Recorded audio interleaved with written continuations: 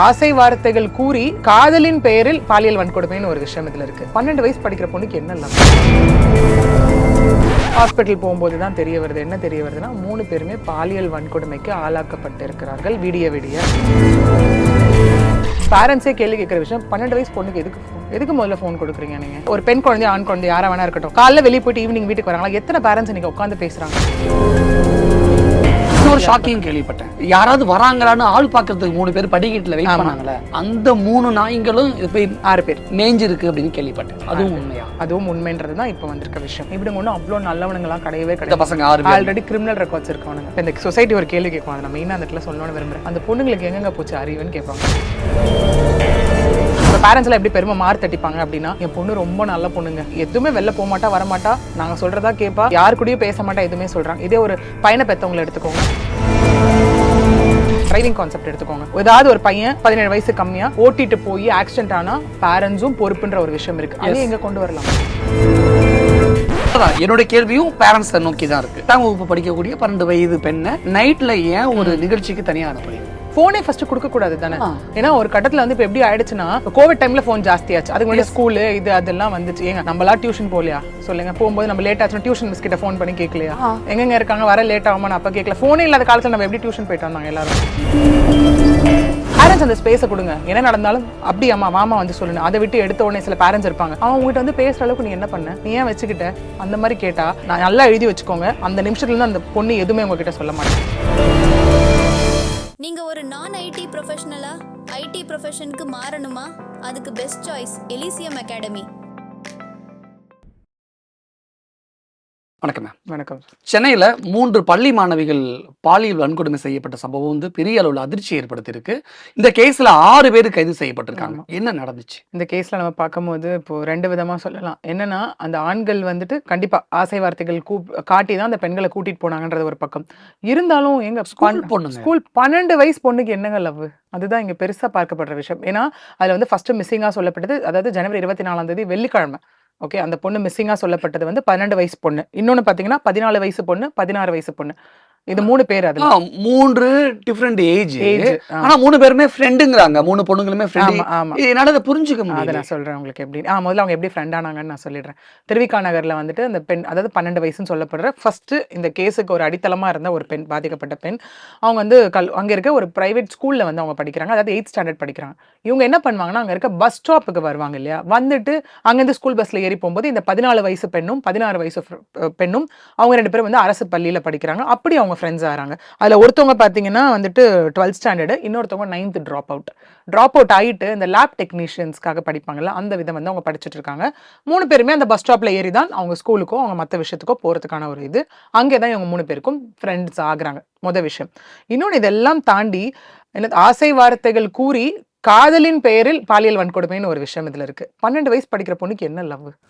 ஏன்னா லவ்வுக்குன்னு ஒரு கல்யாணத்துக்கு தான் ஒரு ஏஜ் இல்ல. Okay fine. காதல் நினைச்சிட்டு ஏதோ ஒரு இனம் புரியாத ஏஜ்ல ஒரு ரசாயன மாற்றம் உடம்புல ஏற்படும்ல, அதுல உந்தப்பட்டுட்டாங்களோ?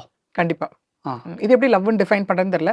சில பேர் நம்ம பார்த்திருக்கலாம், ரொம்ப அபூர்வமான காதல்லாம். என்னன்னா, நாங்க 5th ஸ்டாண்டர்ட்ல இருந்து லவ் பண்ணோங்க, 6th இருந்து லவ் பண்ணோங்க, அப்படிலாம் லவ் பண்ணி இது ஒரு அவங்க 30-40 வயசுல கேட்கும்பொழுது இனிமையா கேட்கும்போது ரொம்ப அவ்வளவு ஹாப்பியா இருக்கும். ஆமா. பட் அந்த 12 வயசுல அவங்க அதை பண்றங்கிற பேர்ல போய் இப்படி தப்பா போய் லாக் ஆகி மாட்டிக்கிறாங்க. சொல்லுங்க.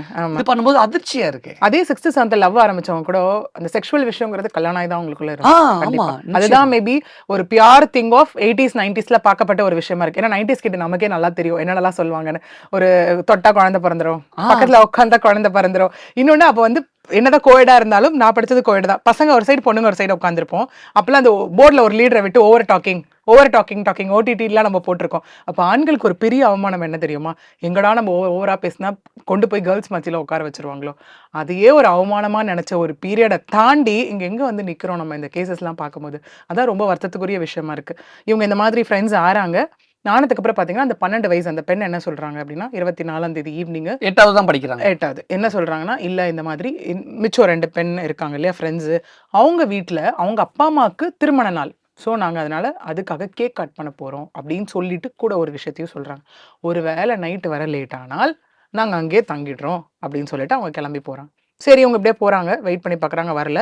மறுநாள் என்ன பண்றாங்க, காலையில நைட்டு வீடு திரும்பல அப்படின்னோனே, இவங்க யார் ஒரு பெண் வீட்ட சொல்லிட்டு போனாங்களோ, அங்க போறாங்க இவங்க பேரண்ட்ஸ். போய் பார்க்கும்போது, அங்கேயும் என்ன சொல்றாங்கன்னா, "இல்லங்க, எங்க வீட்டுக்கு வரல. எங்க பொண்ணு மிஸ்ஸிங்." அப்படின்னோனே திருவிக நகர் காவல் நிலையத்தில இவங்க மிஸ்ஸிங் கம்ப்ளைண்ட் ஃபர்ஸ்ட் குடுக்குறாங்க. 2 பேரண்ட்ஸும் சேர்ந்து போயிட்டு. சேர்ந்து போய் குடுக்குறாங்க. இன்னொரு 3வது பொண்ணு காணோன்றது தெரிய வந்துருச்சு. ஸோ சேர்ந்து கம்ப்ளைண்ட் குடுக்குறாங்க அந்த இடத்துல. கம்ப்ளைண்ட் குடுத்ததுக்கப்புறம் போலீஸ் என்ன பண்ணுவாங்க, ஆஸ் யூசுவல் அடுத்தடுத்த இன்வெஸ்டிகேஷன் ப்ராசஸ ஸ்டார்ட் பண்ணுவாங்க. இதுல இன்னொரு பெரிய விஷயம் என்ன பார்க்கப்படுதுன்னா, அந்த இவங்க இருக்காங்க இல்லையா? பாதிக்கப்பட்ட பெண் 12 வயசு. அவங்க என்ன பண்ணியிருக்காங்கன்னா, கால் பண்ணி காலையில நாங்க இந்த மாரி பெரம்பூர்ல இருக்கோன்ற ஒரு விஷயத்த சொல்லி ஃபோன் ஸ்விட்ச் ஆஃப். ஏன் அப்புறம் ஃபோன் பண்ணி பெரம்பூர்ல இருக்கேன்னு சொன்னான்னா? அங்க இருக்கேன் அப்படின்னு சொல்லி ஃபோன் அது வரைக்கும் இருந்திருக்கு. இவங்க கால் பண்ணாங்க, எடுக்கல, எதுவும் பண்ணல. நாங்க பெரம்பூர்ல தான் இருக்கோம்னு சொல்லிட்டு ஃபோன ஸ்விட்ச் ஆஃப். ஸோ போலீஸ் இப்ப என்ன பண்ணுவாங்க ஆட்டோமேட்டிக்கா அந்த நம்பர வச்சு ட்ரேஸ் அவுட் பண்ணி எடுத்து திடீர்னு ஃபோன் பண்ணி ஏன் சொல்லணும்னு கேட்கிறேன். ஃபோன்ஸ் எடுக்கலல்ல அவ்வளோ நேரமா. அதுக்கு ஏதாவது பதில் சொல்லணுமே அப்படிங்கிற ஒரு விஷயத்துக்காக இது பார்க்கப்படுது. இது எல்லாமே பிரிலிமினரி இன்வெஸ்டிகேஷன்ஸ்ல வந்த ஒரு விஷயம் இதுல. ஸோ அதை சொல்லிட்டு அவங்க ஃபோனை கட் பண்றாங்க. ஸோ போலீஸ் கிட்ட ஒரு துப்பு கிடைக்குது அந்த இடத்துல. அப்போ போலீஸ் வந்து நெட்வொர்க் வச்சு செக் பண்ணி பார்க்கும்போது, அவங்க அந்த முந்தன நாள்ல இருந்து ஃபுல்லா ஆவடி, அண்ணா நகர், அம்பத்தூர் இப்படின்னு ஃபுல்லா சுத்தியிருக்காங்க. சுத்திட்டு ஃபைனலா போய் அவங்க ஆல்ட் போட்ட இடம் தான் பெரம்பூர். ஓகே. நைட்டு. ஓகே. அப்புறம் போலீஸ் என்ன பண்றாங்க, அத தேடி அந்த மொபைல் சிக்னல வச்சு தேடி போம்போது தான் என்ன ஆகுதுன்னா, பெரம்பூர்ல இருக்க ஒரு கவர்ன்மெண்ட் லைப்ரரி. அது இன்னொன்னு பில்டிங்லாம் பார்த்தீங்கன்னா, கவர்ன்மெண்ட் லைப்ரரி மட்டும் இல்ல. ஒரு பக்கம் வந்து சுகாதார மையம், ஒரு பக்கம் பால்வாடி, அதுக்கு பின்னாடி பார்க் இருக்கு. பார்க் இருக்கு. அந்த பார்க்ல இருக்க ஒரு பழைய ஓல்டு கட்டடமான ஒரு லைப்ரரி. அதுல பார்த்தாலே தெரியும் சிசிடிவி இருக்கு. ஆனா அது எந்த லட்சணத்துல இருக்கு சிசிடிவினா, மேல மரத்த பார்த்துட்டு இருக்கு. ஓ! அது நமக்கு அந்த ஒரு நியூஸ் கவரேஜ்லயே குடுத்துருப்பாங்க. சிசிடிவின்றது எப்படி இருக்கணும்? வரவங்கள மக்கள போறவங்கள பார்த்து. ஃபோக்கஸ்டா இருக்கணும். அது மேல மரத்த பார்த்துட்டு இருக்கு அந்த சிசிடிவி ஃபோக்கஸ். இன்னொன்னும் அங்க இருக்கவங்க எல்லாருமே சொல்ற விஷயம் என்னன்னா, அந்த பார்க்குக்குள்ளயே ஆகட்டும், அந்த பில்டிங்குள்ளயே ஆகட்டும், மெயின் கேட் பூட்டி இருந்தாலும் போறதுக்கு நெறைய வழிகள் இருக்கு. ஓ! ஏன்னா, அதுல காமிக்கும்போது என்ன சொல்றாங்கன்னா, அவங்க அந்த படிக்கட்டும் இருக்கு. பிளஸ் எகிரி குதிச்சும் போயிருக்கலாம். அப்படிங்கிறது இதுவா, அதுவா வேணா இருக்கலாம்ன்றது விஷயம். அது ஃபுல் இன்வெஸ்டிகேஷன் வரும்போது தான் நமக்கு தெரியும். சரி போலீஸ் அங்க போறாங்க. போய் ட்ரேஸ் அவுட் பண்ணும்போது என்ன தெரியுதுன்னா, கீழ வந்து 3 ஆண்கள் இருக்காங்க. கீழ படிக்கட்டுல. விச் மீன்ஸ் அவங்கள அந்த செக்யூரிட்டி மாரி நிறுத்தி வச்சுட்டு இவனுங்க இந்த கேவலமான யார் வேலைய வராங்களான்னு பார்த்துருக்கானுங்க. பார்த்துக்கலாம். கேவலமான வேலைய பார்த்துருக்கானுங்க. மேல போனா அந்த 3 பெண் குழந்தைங்களும் வந்து பார்த்தீங்கன்னா, பெட்ஷீட்ட போத்திட்டு உட்காந்துட்டு இருந்திருக்காங்க. ட்ரெஸ்ஸு? போத்திட்டு அந்த இடத்துல உட்காந்துட்டு இருந்திருக்காங்க. ஓகே. அங்க மேல 3 ஆண்கள் இருந்திருக்காங்க. ஸோ இதான் அந்த 6 கால்குலேட்டிவ் கணக்கு. ஓகேங்களா? இந்த மாரி இருக்கும்போது, சரி போலீஸ் என்ன பண்றாங்க, அவங்கள மீட்டு ஹாஸ்பிட்டலுக்கு ட்ரெஸ் அனுப்பும்போது எல்லாம் தான் குடுத்து போலீஸ் ஹாஸ்பிட்டல் போம்போது தான் தெரிய வருது. என்ன தெரிய வருதுன்னா, 3 பேருமே பாலியல் வன்கொடுமைக்கு ஆளாக்கப்பட்டு இருக்கிறார்கள். விடிய விடிய அப்படிங்கிற ஒரு இல்ல விஷயம். எனக்கு என்ன டவுட்னா, போலீஸார் போகும்பொழுதே அந்த 3 பெண்களும் ட்ரெஸ் போடல. ஆக்சுவலி சொல்ற பெட்ஷீட் விஷயம் என்னன்னா, போத்திருக்காங்க. ட்ரெஸ், பெட்ஷீட்ன்ற மாரி சொல்லல. போர்வை போர்த்திட்டு இருந்தாங்கன்றது தான் இப்ப அப்ப வந்திருக்க போலீஸ்க்கு இன்ஃபர்மேஷன். அங்கேயே சந்தேகம் வந்திருக்கும்ல. கண்டிப்பா பொண்ணுங்க ஏதோ ஒரு விஷயத்துல பாதிக்கப்பட்டிருக்காங்க. அதனால தான் மெடிக்கல்க்கு அனுப்புறாங்க ஓ! உடனே. ஓகே. மெடிக்கல்க்கு அனுப்பும்போது என்ன தெரியுது அப்படின்னா, 3 பேரும் பாலியல் வன்கொடுமைக்கு ஆளாக்கப்பட்டிருக்காங்க அப்படின்றது டாக்டர். ஒவ்வொருத்தர்னாலயா அல்லது அதுதான் அடுத்த மல்டி? கட்ட விஷயம். இப்போ என்னன்னா, பாலியல் வன்கொடுமைன்னு கன்ஃபார்ம் ஆயிடுச்சு. இது வந்து பிரிலிமினரி என்கொயரி. இப்ப அது அடுத்த கட்டம் எப்படி போகும்னா, ஒருத்தராலயா இல்ல பாலியல் வன்கொடுமைக்கு ஆளாக்கப்பட்டிருக்காங்களா? அது விடிய விடிய நடந்ததா? அப்படிங்கிறது அடுத்த கட்ட விசாரணையோட ஒரு பிகினிங் கொஸ்டின் மார்க் இந்த இடத்துல. விடிய விடிய நடந்ததா சொல்றாங்களே. அது வந்து விடிய விடியன்னும்போது மேபி அவங்க அந்த டெப்த் ஆஃப் இன்ஜுரி வச்சு சொல்லியிருக்கலாம். இல்ல மெடிக்கல் செக்கப்ல பண்ணும்போது சில காயங்கள் அந்த மாரி விஷயங்கள் அதெல்லாமே இருந்திருக்கலாம். இன்னொரு Maybe அந்த ஷாக்கிங் கேள்விப்பட்டேன். யாராவது வராங்களான்னு ஆள் பார்க்கறதுக்கு 3 பேர் படிக்கட்டுல வெயிட் ஆமா. பண்ணாங்கல்ல. அந்த 3 நாய்ங்களும் இது போய் 6 பேர். மேய்ஞ்சிருக்கு அப்படின்னு கேள்விப்பட்டேன். 6 அதுவும் பேர். உண்மையா? அதுவும் உண்மைன்றது தான் இப்ப வந்திருக்க விஷயம். இனிமே அந்த பெண்கள கூப்பிட்டு அந்த பெண்கள வந்து இந்த டெஸ்ட் எல்லாம் முடிச்சு அவங்கள வந்து இப்ப ஹோம்ல போட்டுருக்காங்க. அந்த பெண்கள பாதுகாப்பு ஹோம்ல போட்டுருக்காங்க. போட்டு அங்க கவுன்சிலிங் கொடுக்கப்படும். அங்க வச்சு விசாரிக்கப்படுவார்கள். ஏன்னா எடுத்தோனே ட்ராமா இருக்கும். அது விசாரிக்க முடியாதுன்றதுனால அப்புறம் விசாரிக்கப்படுவாங்க. இதுல இன்னொன்னு என்ன சொல்லப்படுது அப்படின்னா, நம்மளே வந்த வீடியோஸ்ல பார்த்திருக்கோம் சேனல்ல. என்னன்னா, அவங்க போலீஸ் வந்து அதுக்கப்புறம் இப்ப நம்ம ஒரு இன்சிடென்ட் வந்துட்டு அப்ப யூடியூப்ஸ் நெறைய கவர் பண்ணுவாங்க இல்லையா? கவர் பண்ணும்போது அவங்க காமிக்கிற சில விஷயம் என்னன்னா, கீழ அவங்க சாப்பிட்டு போட்ட ஃபுட்டு, மது பாட்டில்கள் அதெல்லாமே அந்த இடத்துல இருந்திருக்கு. சிகரெட்டு. சிகரெட். இதுல இப்ப அந்த 3 பெண்களும் மது அருந்தி மது குடுத்து அப்படிங்கிறது தான் இதுல ஒரு மது விஷயம். மது கொடுத்து குடிக்க வச்சு வச்சு காதலிப்பதா சொன்ன அந்த 3 இளைஞர்கள் மட்டும் இல்லாமல் இன்னும் 3 பேர். அந்த யாராவது வராங்களான்னு ஆள் பார்க்க நின்ன 3 பேரும் சேர்ந்து, அதாவது நான் மகாநாள்ல படத்துல நடக்கிறது மாதிரியே நடந்திருக்கு. அப்படிதானே? அதுதான் இப்ப அதுல ஒரே சந்தேகம் தனித்தனியாகவா இல்ல கூட்டு பாலியல் வன்கொடுமையா அப்படிங்கிற ஒரு விஷயம். இனிமே தான் அடுத்த கட்ட விசாரணையில நமக்கு இங்க தெரிய வரப்போகுது. அவங்களும் மது அருந்திருந்தாங்க. மதுவும் கொடுக்கப்பட்டது. எல்லாமே இப்ப வந்திருக்க இன்வெஸ்டிகேஷன். அடுத்து இது எல்லாமே நமக்கு மெடிக்கல் ரிப்போர்ட்ல அடுத்த கட்ட இன்வெஸ்டிகேஷன்ஸ்ல தான் தெரிய வரும். சரி ஓகே இவன் பண்ணிட்டாங்க. எப்படி அந்த பெண்கள் வந்து நம்பி போனாங்க? 12 வயசு இது அப்படின்னு நம்பி போனாங்க. முதல்ல இங்க ரொம்ப கேள்வி கேட்கக்கூடிய ஒரு விஷயம், பேரண்ட்ஸே கேள்வி கேட்கிற விஷயம், 12 வயசு பொண்ணுக்கு எதுக்கு ஃபோன்? எதுக்கு முதல்ல ஃபோன் கொடுக்குறீங்க நீங்க? 12 அதுவே வயசு பெரிய தப்பு. பொண்ணுக்கு எதுக்கு ஃபோன்ங்கிற ஒரு கேள்வி. ஏன் எந்த ஒரு கார்டியன் இல்லாம ஒரு சின்ன பொண்ணு தானே. இன்னொரு ஃபங்க்ஷனுக்கு ஏன் அனுப்பணும்? ஒரு அனுப்பணும். பார்ட்டிக்கு ஏன் அனுப்பணும்? அதுதான் விஷயம் இங்க. ஏன்னா அவங்க எப்படின்னா பேரண்ட்ஸ்க்கு என்ன கேள்வி கேட்கறதுன்னு இப்ப எனக்கு இப்படி கேட்டீங்கன்னா சில பேரண்ட்ஸ் என்ன சொல்லுவாங்கன்னா டியூஷன் போயிட்டு வரா அதனால சேஃபா வரால போறான்னு தெரிஞ்சுக்கிறதுக்கு ஃபோன் டியூஷன் வேற, ஒரு எஜுகேஷன் இன்ஸ்டிடியூட் போறதுக்கு வேற, வேற ஒரு பார்ட்டிக்கு போறது அலோவ் பண்ணிருக்க கூடாதுல்ல. ஆனா இங்க அவங்க பார்ட்டின்ற வேர்டை மென்ஷன் பண்ணல, கேக் கட்டிங் தான் மென்ஷன் பண்ணிட்டு போயிருக்காங்க. பட் இந்த ஆசை வார்த்தைகள் கூறினாங்க இல்லையா. இதுல இன்னொரு விஷயம் என்ன அப்படின்னா, பேரண்ட்ஸ் இந்த இடத்துல வந்து கண்டிப்பா எல்லா பேரண்ட்ஸும் ஆப்வியஸா ஸ்ட்ரிக்டா தான் இருப்பாங்க. இதை இவங்க இந்த இடத்துல பயன்படுத்திக்கிட்டாங்க. ஸோ ஃப்ரீயா அவங்களுக்கு ஃபோன் கொடுக்கறது, யூஸ் பண்ண வைக்கிறது, வெளியே கூட்டிட்டு போறது வர்றது, செலவுகள் பண்றது அவங்களுக்கு. அதையும் தாண்டி பார்ட்டிக்கு போலாம், அவங்க வீட்டில் ஏதாவது போய் சொல்லிட்டு வந்துரு அப்படின்னு மூல செலவை செஞ்சு ஆசை வார்த்தைகள் கூறி இந்த நேம் ஆஃப் லவ் அப்படிதான் இது வந்து வந்திருக்கு.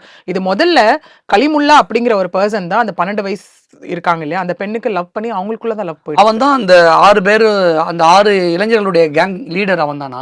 கேங் லீடர்னு சொல்ல முடியாது. முதல்ல சினாரியோக்குள்ள வந்தது அந்த பர்சன் தான். ஓ, கலிமுல்லா தான் அந்த 12 வயசு பொண்ணுக்கு ஃபர்ஸ்ட் லவ் ப்ரப்போஸ் பண்ணி இவங்களுக்குள்ள லவ் போயிட்டு இருந்தது.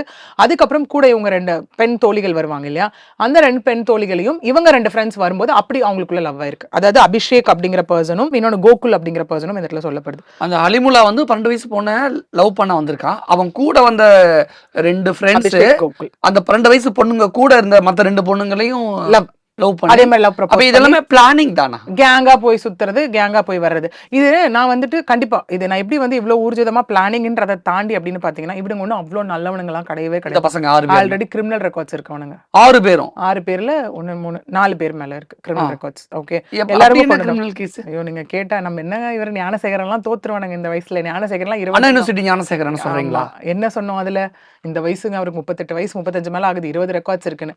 கலிமுல்லாக்கு என்ன வயசுன்னு இந்த இடத்துல சொல்றாங்க அப்படின்னா 21 வயசு. அவன் மேல எத்தனை இருக்கு? 11 கேஸ் இருக்கு. 21 வயசுல 11 கேஸா? என்ன கேஸ் அப்படி? திருட்டு சம்பந்தமா அந்த மாதிரி ஓ. சின்ன சின்ன பெட்டி கேசஸ் அந்த ஏரியால சும்மா சேர்ந்துட்டு திருடுறது வைக்கிறது போகுது அந்த மாதிரி கேசஸ்லாம் அவன் மேல கிட்டத்தட்ட 11 கேசஸ் இருக்கு. அபிஷேக் மேல ஒரு கேஸ் இருக்கு. இதுல கோகுல் மேல இது வரைக்கும் எதுவும் வெளியே வரல. அபிஷேக் மேல ஒரு கேஸ் இருக்கு. ஸோ இது இந்த மாதிரி இவங்க 3 பேர். ஓகே, அடுத்து அந்த 3 பேர் யாருங்க இந்த இடத்துல அப்படின்னு பார்த்தோம்னா, அதுல 2 பேரோட பேர் இன்னும் வெளியே வரல. ஏன்னா அவங்க ஜுவனல்ஸ் 17 வயசு கீழே இருக்கவங்க. இன்னொருத்தன் பேர் வந்து அதுல பாத்தீங்கன்னா சஃபி முகமது ஜஃபர் அப்படிங்கிற ஆளு பெரவலூரை சேர்ந்த அந்த பர்சன். அவனுக்கு வந்து 22 வயசு. அவன் பேர்ல 6 கேஸ் இருக்கு. 22 வயசாவுல பேர்ல 6 கேஸ், 21 வயசாவுல அந்த இளைஞர் மீது 11 கேஸ்.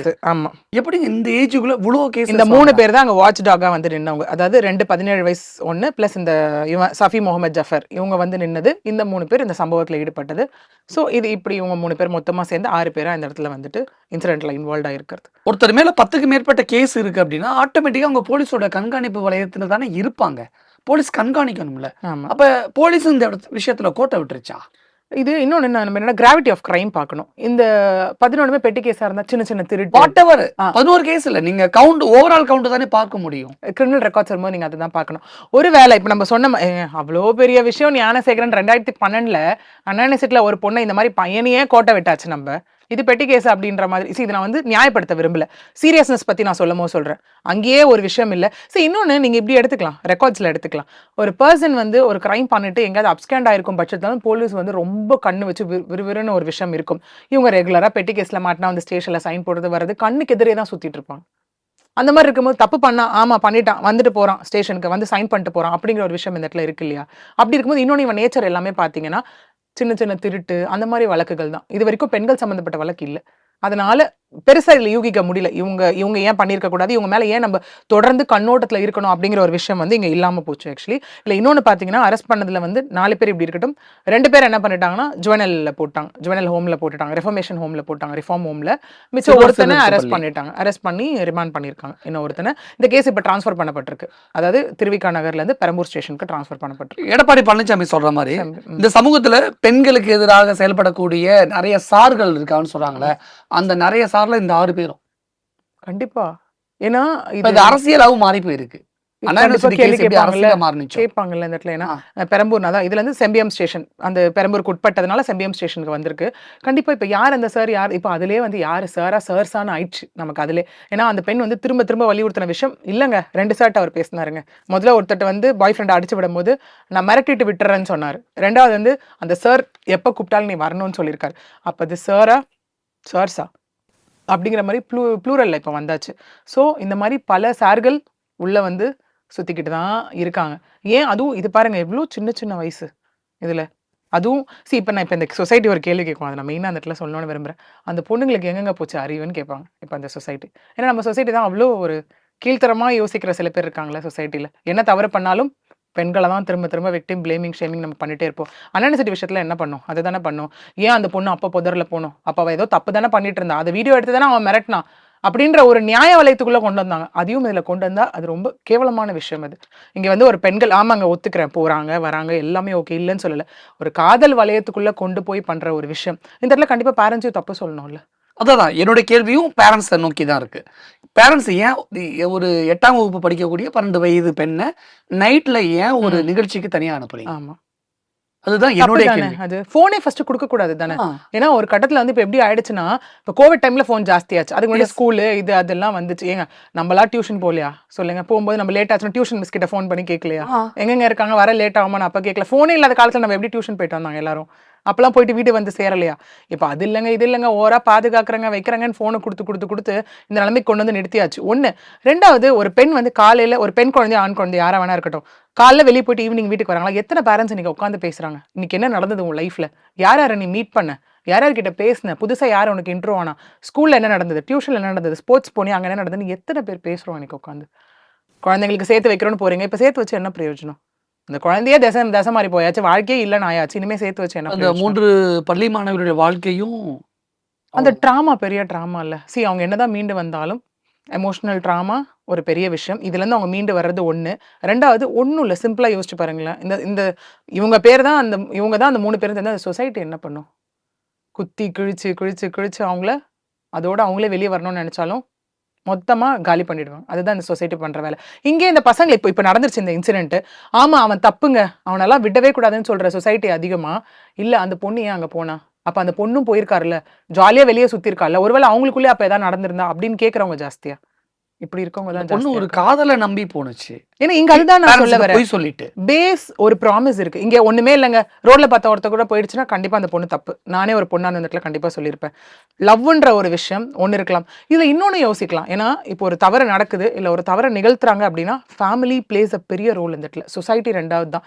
ஒருவேளை அவங்க அப்பா, அம்மா கிட்ட இருந்து பாசம் கிடைக்காம இருந்திருக்கலாம். நான் காமனா சொல்றேன். இல்ல அவங்க ரொம்ப ஸ்ட்ரிக்ட்டா இருந்திருக்கலாம். பேசுறதுக்கான ஸ்பேஸ் குடுக்காம இருந்திருக்கலாம். 3வது இவ்ளோ பேசுற பேரண்ட்ஸ் ஒரு ஃபோன் குடுக்குறீங்களா? முன்னாடியாவது வந்து என்னன்னா, சோ கால்டு ஒரு விஷயம் இருந்தது. பேரண்டல் கண்ட்ரோல்னு ஒரு விஷயம். அதுவும் நம்ம ஆட்கள் வந்து ஏஜ் செட் பண்ணிட்டாங்க. 5 வயசு, 10 வயசு ஆனா வரைக்கும் போடலாம். அதுக்கப்புறம் நம்ம போட வேணாம் அப்படிங்கிற ஒரு விஷயம் செட் பண்ணிட்டாங்க. முதல்ல அந்த குழந்தை ஃபோன்ல என்ன பாக்குதுன்னு நீங்க பார்த்தீங்களா? இதெல்லாம் எதுவும் பார்க்க நேரம் கிடையாது. இப்ப நெறைய பேரண்ட்ஸ் எப்படி ஆயிட்டாங்கன்னா, லீவ் விட்டாலே, ஐயோ! வீட்ல குழந்தைங்க இருக்காங்க. இதுக்கு தான் லீவ் விட்டாங்கன்னு தெரியல. பேசாம ஸ்கூல் போனாலே நான் நிம்மதியா இருப்பேன். 1. 2வது நான் வேலைக்கு போறேன். நானே ஈவினிங் வீட்டுக்கு வந்து டயர்ட் ஆயி தூங்கிடுறேன். எனக்கு எங்கங்க உட்காந்து பேச டைம் இருக்கு? இதெல்லாம் யோசிச்சீங்கன்னா, at the end of the day யாருக்காக பார்த்து பார்த்து வளர்த்தீங்களோ, எல்லாம் சேர்த்து வைக்கிறீங்களோ, எல்லாமே ஒண்ணும் இல்லாம தான் போகும். ஒரு அட்வொகேட்டாவே சொல்லுங்களேன். இந்த 3 பள்ளி மாணவிகளுடைய பேரண்ட்ஸுமே தன்னுடைய பொண்ணுங்கள, தன்னுடைய குழந்தைகள எப்படி ஹேண்டில் பண்ணணும்னு தெரியாம இப்படிலாம் கோட்ட விடுறாங்களா? இல்ல அவங்களால ஹேண்டில் பண்ணவே முடியலையா? ஹேண்டில் பண்ண முடியலன்னு கண்டிப்பா அந்த இடத்துல சொல்லவே மாட்டேன் நானு. ஹேண்டில் பண்ண தெரியலன்னு தான் சொல்லுவேன். இப்போ நம்ம நெறைய கிரைம்ல என்ன பண்றோம் அப்டின்னா, இவங்க 2 பேருக்கும் கவுன்சிலிங் எடுங்கன்னு சொல்றோம். அதெல்லாம் விட்டுருங்க. முதல்ல பேரண்ட்ஸ கூப்பிட்டு உட்கார வைங்க. உட்கார வச்சு, ஏன் இந்த மாரி? ஏன்னா இன்னைக்கு எல்லாமே வளர்ப்புல தான் இருக்கு. சிம்பிளான ஒரு விஷயம். இப்போ என்னன்னா, ஒரே ஒரு விஷயம் இப்போ பேரண்ட்ஸ்லாம் எப்படி பெருமை மார் தட்டிப்பாங்க அப்டின்னா, என் பொண்ணு ரொம்ப நல்ல பொண்ணுங்க. என்னன்னா, எதுவுமே எதுவுமே வெளில போமாட்டா, வரமாட்டா. நாங்க சொல்றதா கேட்பா. அதாவது யார் கூடயும் பேச மாட்டா, எதுவுமே சொல்றாங்க. இதே ஒரு பையன பெத்தவங்கள எடுத்துக்கோங்க.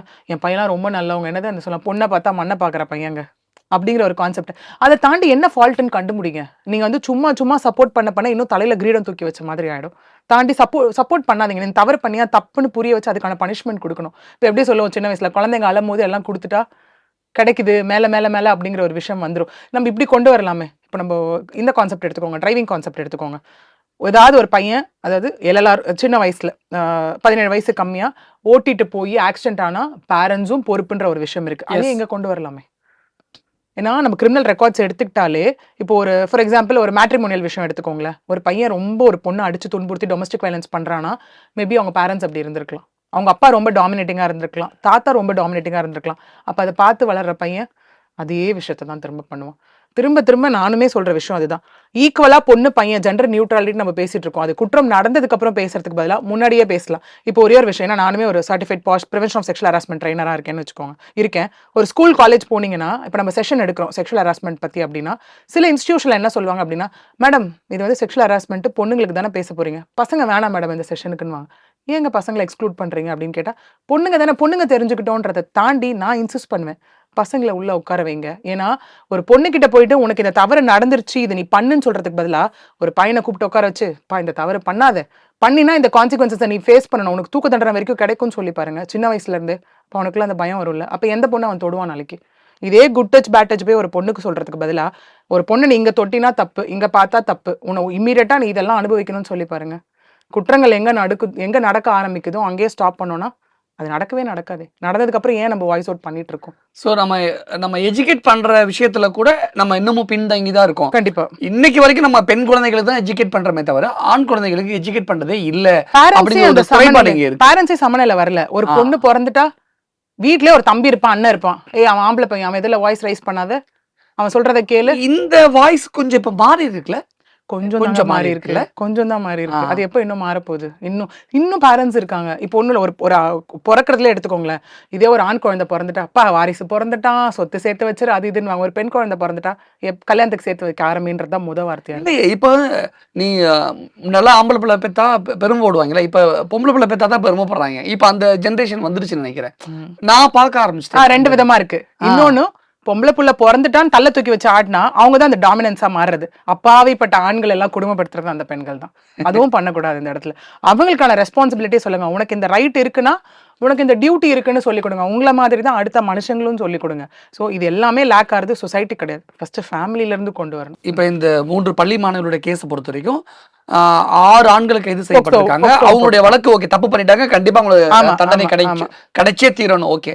ஆனா பாதிக்கப்பட்ட 3 பெண்களுடைய வாழ்க்கை இனிமேல் எப்படி இருக்கும்னு நினைக்கிறீங்க? இந்த ஒரே 2 விஷயம் தான் இங்கே. அந்த பேரண்ட்ஸ் கண்டிப்பா இப்போ பேரண்ட்ஸும் இப்போ எப்படி இருப்பாங்க அப்படின்னா குத்தி குத்தி காட்டுற பேரண்ட்ஸா இருந்தா முடிஞ்ச லைஃப். அந்த பொண்ணோட வாழ்க்கை இதோட முடிஞ்சு நரக வாழ்க்கை. ஆமா, இப்போ திசை மாறி போயிடும். கண்டிப்பா திசை மாறி போயிடும். நீயே அங்க போன, நீயே போய் சொல்லிட்டு போன அப்படிங்கறத தாண்டி அந்த பேரண்ட்ஸே ஒரு நிமிஷம் யோசிக்க கூடாது. நான் ஒரு வேளை கேள்வி கேட்டிருக்கணுமோ, நான் ஒரு வேளை சரியா வளர்க்கலையோ பொண்ணு, அந்த கேள்வி கேட்டா அவங்களுக்குள்ள மாற்றங்கள் வரும்ல.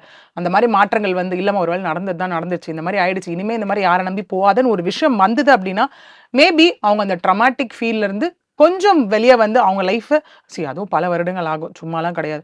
என்னதான் லவ்ன்றது ஒரு நம்பிக்கை தான்.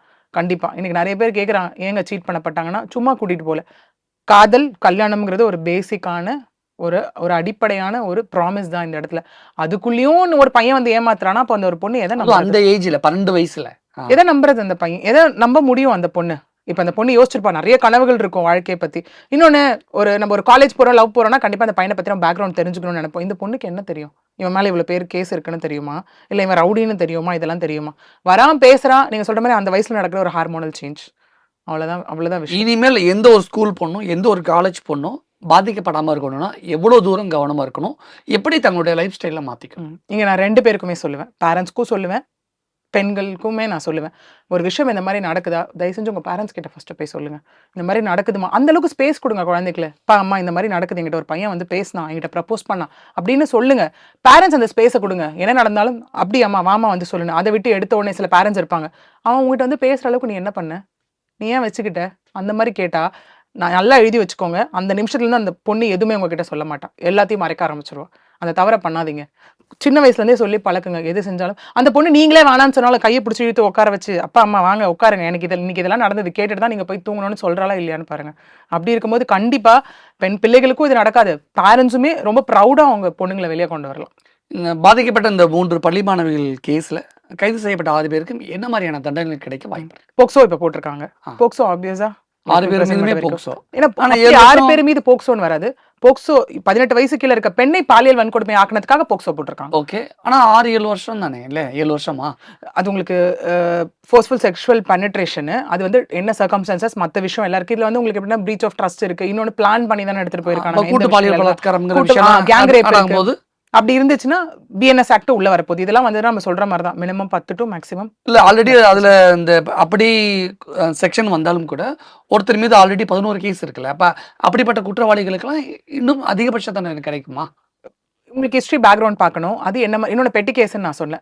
சும்மா போற வர வழிப்பறி திருட்டு அப்படின்னா பெட்டி கேசஸ் இருக்கலாம். இல்லை அதில் ஏதாவது 1-2 சிவியர் கேசஸ் இருக்கும் போது, இன்னொன்று இது ஒரே நேச்சர் ஆஃப் கேஸை திரும்ப திரும்ப பண்ணாதான் நமக்கு குண்டாஸ் வரும். இதில் வந்து முன்னாடி வந்த கேசஸ் எல்லாமே பிக் பாக்கெட் கேசஸ், அந்த மாதிரி அடிதடி அந்த மாதிரி ஒரு கேசஸ் மாதிரி தான் இருக்கு. ஸோ இதில் குண்டாஸ் வாய்ப்புகள் நமக்கு வந்துட்டு கண்டிப்பா அதை குறைந்தபட்சம் எதிர்பார்க்க 10 முடியல. வருஷம். குறைஞ்சபட்சம் 10 வருஷம் மேக்ஸிமம் போலாம். Life imprisonment, death sentence. After நம்ம வந்து தமிழ்நாடு மசோதாவும் இது பண்ணியிருக்காங்க. அதுவும் போயிட்டு இருக்கு. ஸோ மேக்ஸிமம் நம்ம அது வரைக்கும் எதிர்பார்க்கலாம் அதில். நிறைய விஷயம் நீங்க கூட ஷேர் பண்ணிக்கிட்டீங்க. மிக்க நன்றி. நன்றி. நீங்க ஒரு நான் ஐடி ப்ரொஃபஷனலா ஐடி ப்ரொஃபஷனுக்கு மாறணுமா? அதுக்கு பெஸ்ட் சாய்ஸ் எலிசியம் அகாடமி.